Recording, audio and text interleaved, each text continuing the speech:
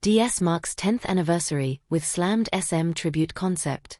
Low-slung two-door imagines how the original SM might have looked if it hadn't gone out of production in 1975. Stellantis is celebrating a decade of DS automobiles with a design study inspired by the UFO-shaped Citroen SM from the early 1970s. The SM tribute project was kicked off by a series of SM-like sketches DS put out on social media in 2020, and hints at a future design direction. Original SMs were built between 1970 and 1975 and powered by V6 engines supplied Citroën's owner at the time, Maserati. DS Automobiles has marked the brand's first decade as a separate carmaker with the SM Tribute, a concept inspired by the radical Citroën SM of the 1970s. The low-slung gold and black coupe imagines how the Robert Opron-designed SM coupe launched in 1970 might look today if it had continued to evolve, rather than going out of production in 1975. Like the original SM, the concept has a long hood that tapers towards the floor and a glazed section that references the part of the nose where European models houses their innovative headlights that turned with the steering wheel.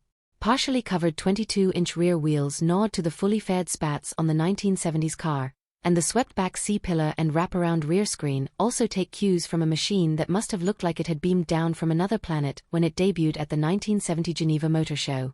The retro-inspired styling continues inside, where DS designers led by Thierry Metros have fitted ribbed, hammock-shaped seats and an upper dashboard that echoes the contours of the original.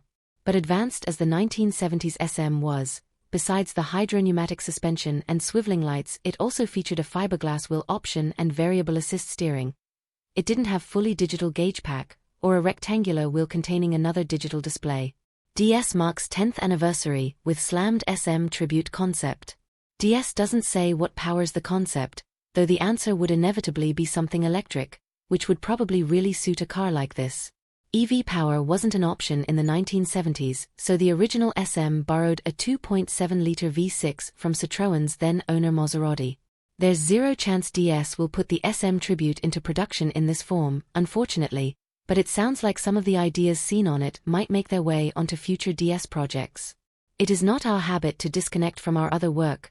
We have included a lot of details about what DS Automobiles models and our future projects are, Metro says. That's welcome news, because while the road cars DS Automobiles has pumped out in its first decade since splitting from Citroën have contained some interesting design details, they've so far completely failed to justify the name borrowed from the iconic DS sedan launched almost 70 years ago.